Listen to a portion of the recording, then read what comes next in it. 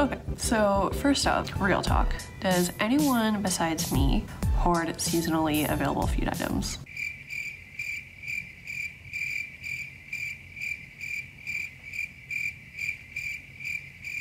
Just gonna check down here really fast.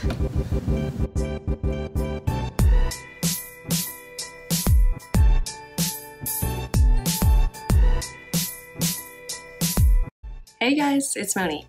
I'm a professional pastry chef and welcome to my home. I've gone from home baking enthusiast to Parisian pastry school student to Michelin-starred pastry chef and back again. I've just returned home after years of working abroad, and I'm starting this channel to document what it's like for me to bake in a home kitchen again. So I thought my first video would be a out with the old, in with the new kind of pantry clean out.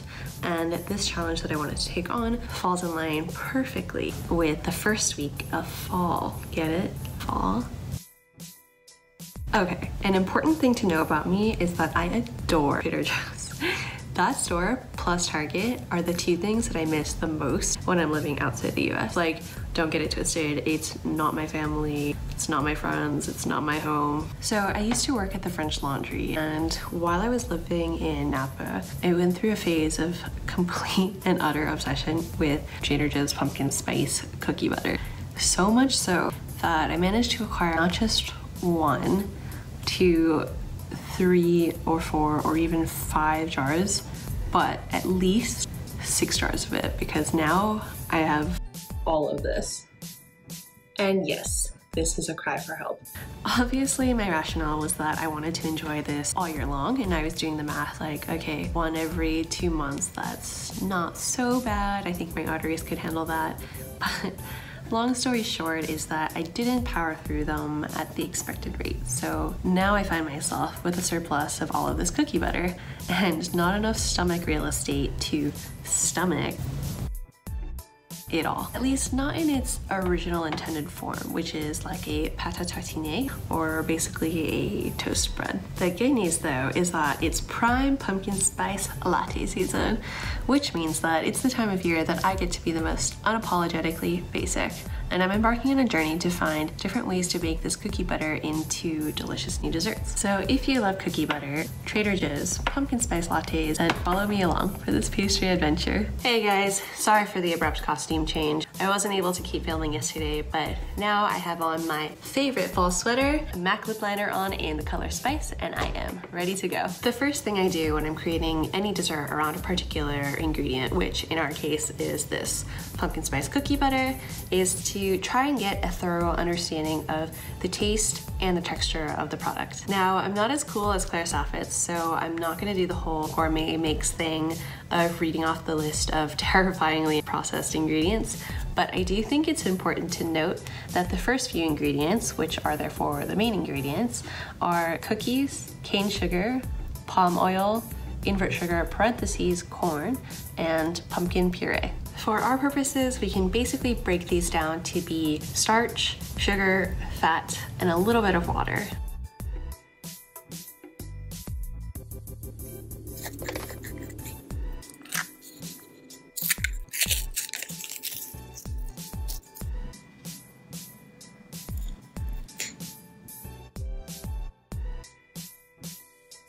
So my initial thoughts are that it's about as sweet as I remember.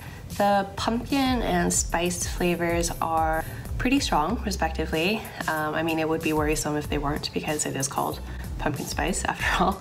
But there is this note of artificiality that I don't recall as being there before.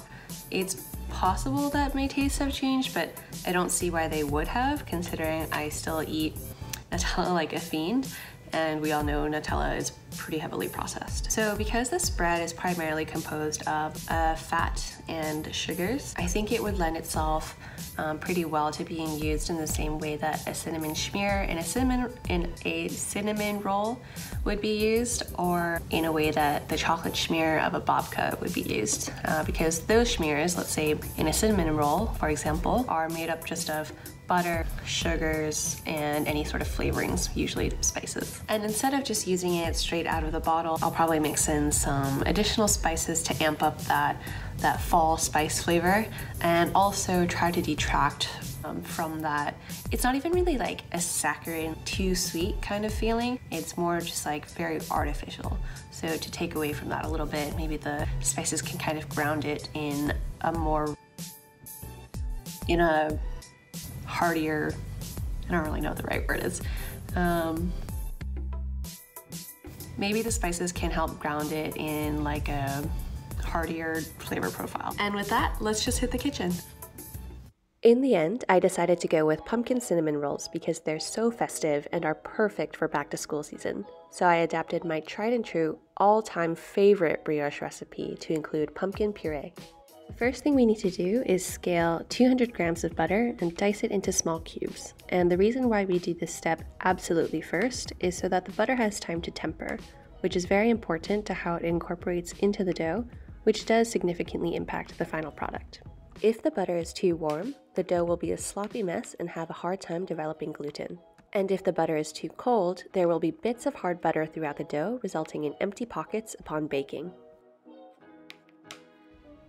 Once that's diced, you can set it aside and continue to scale 45 grams of milk with 7 grams of yeast. Yeah, make sure it's all out of the bag.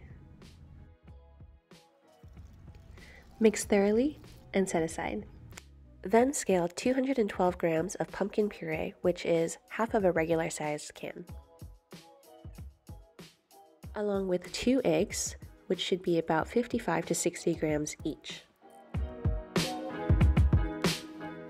Finally, in the bowl of a stand mixer, we're going to scale 400 grams of bread flour, 44 grams of sugar, and 10 grams of salt. And I did end up using about 100 more grams of flour during the mixing process, but the recipe in the description box is updated to reflect this change. Any Good Eats fans out there who might recognize this stand mixer flame decal? Once the dough hook attachment is on, we're going to add all of the wet ingredients, starting with the yeast and milk mixture. And I like to add a little bit of the egg into that same bowl to make sure I really have all of the yeast out. And finally, the pumpkin.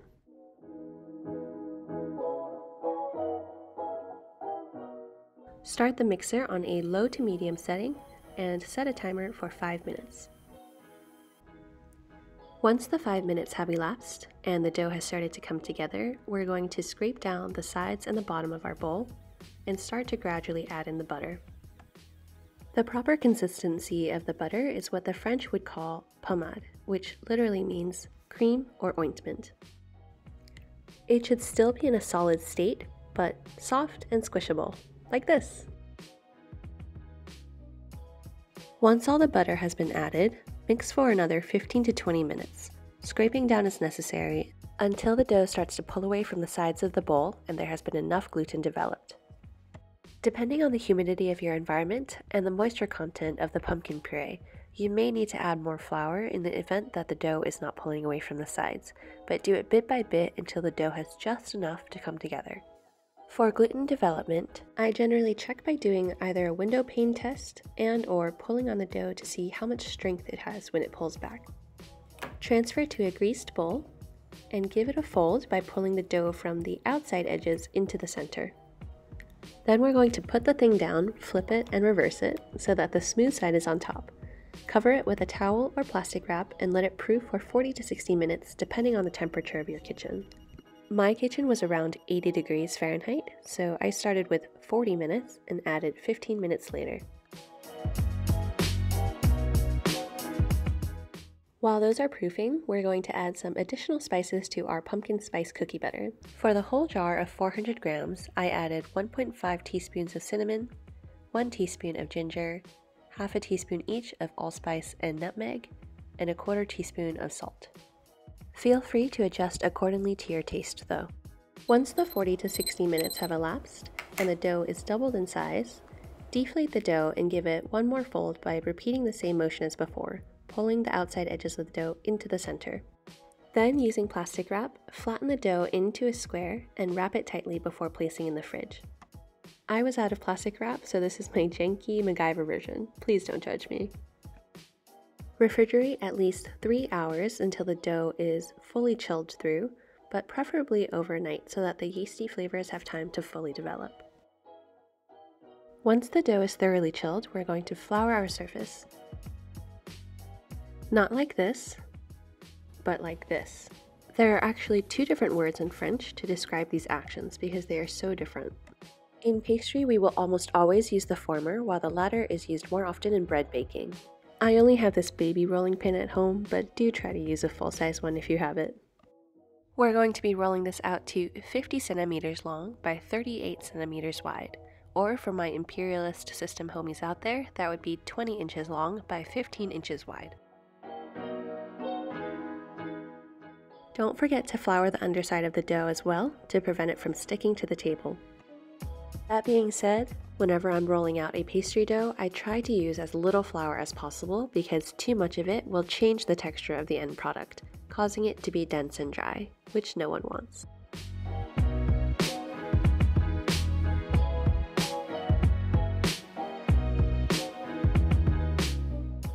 Just checking the measurements here. We're looking pretty good, but I like to roll the dough a tiny bit larger than the target dimensions so that I can trim the edges. This is definitely not a compulsory step, but I personally like to work with as neat a canvas as possible. And don't worry, I always bake and eat those trim bits. Did anyone say monkey bread? Mmm.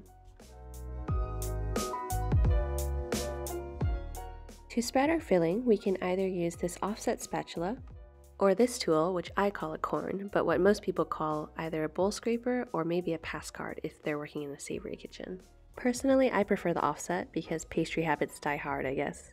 But in all seriousness, I do think you have greater dexterity and better control of both the pressure and angle. Of the spatula, I mean. What else? Now I'm going to show you the way that I learned how to roll doughs at my first job in Paris. It's still the method that I use to this day.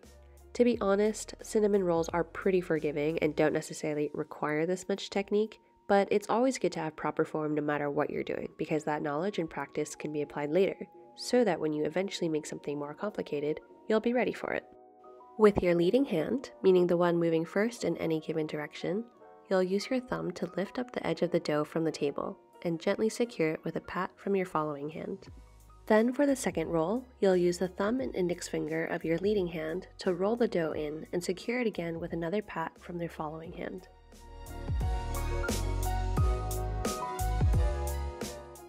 Next, for our third roll, we're going to repeat the actions that we did for the first one, using our thumb to lift up and our following hand to pat down. After that, it becomes much less technical, and we simply roll the dough up, going back and forth along the length of it, making sure that it's even and tight. Normally, if I'm at work, I'll wrap and freeze the entire log like this to make quick work of it later, slicing it into really clean rolls. But I don't have that kind of freezer space at home, so we're just going to immediately measure out and cut increments of between 1.5 to 2 inches, or 4.5 centimeters, which for me is conveniently about the width of 3 fingers. This recipe makes 12 portions, so I started with a greased 9x13 inch baking dish, but switched to a 9x9 inch so that I could show you how to shape and bake individual freestanding rolls that don't touch each other. If you've cut your portions from a frozen log, the rolls will have a clean slice and be beautifully round. So because we're working with a room temperature dough, don't be afraid to finesse those rolls so that they can proof and bake up nicely. For freestanding rolls, you're just going to take the edge of the roll and tuck it underneath snugly so that it doesn't unravel during either the proof or the bake. Set a timer for 45 to 60 minutes again, and let the rolls proof until almost doubled in size. We're going to start by creaming together 285 grams or 10 ounces of cream cheese with 142 grams or 5 ounces of softened butter. Then add 250 grams of powdered sugar, 2 teaspoons of vanilla extract, and half a teaspoon of salt. Mix until everything is thoroughly combined and the icing is nice and fluffy. Once the 45 to 60 minutes have elapsed, it's showtime. Bake the rolls in a preheated 375-degree Fahrenheit oven for 15 to 18 minutes until golden brown and delicious. Rotate them halfway through to ensure even browning. Once the 15 to 18 minutes are up, take the rolls out of the oven, let them cool slightly before frosting, and just enjoy the wonderful smell in your kitchen. I personally love to frost cinnamon rolls while they're still warm so that the icing can ooze and seep into all of those crevices, but of course there's no rule to this.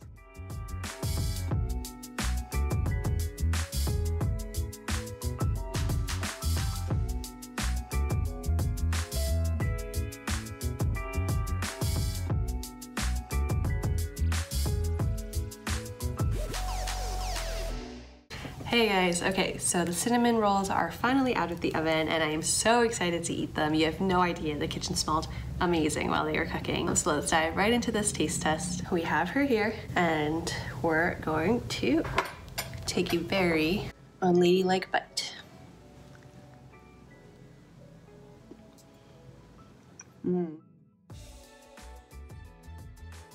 Gonna whack on a little bit more icing because it's fall and I'm gonna treat myself.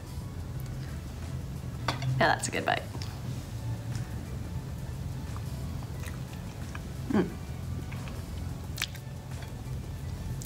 Cute. Look at this. The spices that we added definitely toned down the artificialness of the cookie batter. And I would say the sweetness level is pretty spot on because normally I hate desserts that are too sweet, and I think the balance is quite nice. The pumpkin flavor of the actual brioche is kind of hard to discern through the spiced cookie batter, but if you eat it just by itself, and I did form the little scrap bits into a mini brioche ball and bake that as well, if you taste the dough by itself, you do get a hint of that lovely, discreet pumpkin flavor. And the color is just so festive too. It's perfect for Halloween coming up, or, you know, back to school since it's the first week of fall. I'm sure kids would love this. I'll have to go try it out on my niece and nephew to see how they like it.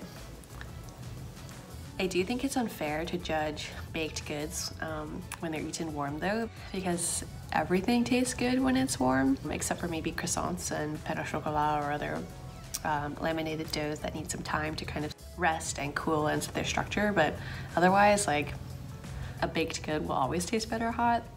So I'll probably do another taste test tomorrow, see how the rolls hold up, how the dough dehydrates or doesn't, if the icing gets hard and gross or, you know, properly stirred. I think it should all be okay, but we'll see and double check anyway. 1 week later. Just a quick update on the cinnamon rolls. I ate one every day for the following week. The things I do in the name of pastry, and I was pleasantly surprised to find out that they retain quite a bit more moisture than my original brioche recipe does, so it must be a function of the extra pumpkin puree that we added into this recipe. I do suggest warming it up in the microwave for a few seconds though before you eat it, just to revitalize that moisture and volatilize all of those flavor compounds again. So that wraps up my first video ever. Thank you so much guys for spending time with me. I apologize for my awkwardness. I'm still learning how to be on camera and how to edit, and videos are just a cruel, cruel mirror. Anyway, I hope you enjoyed this challenge/tutorial. I've put the full recipe in the description box. Please let me know if you guys have any questions, and if you make this recipe, I would love to see a photo of it. Let me know also if there are any baking or pastry related topics that you want me to cover. I'm here to be your professional pastry resource. So that's all for now. Please like and subscribe. It would really help me out a lot. And go jump in a pile of leaves or something, because I live in Southern California and I can't. I cannot wait to see you again, and until then, I leave you with something much better to look at, which is some glam B-reel of these cinnamon rolls.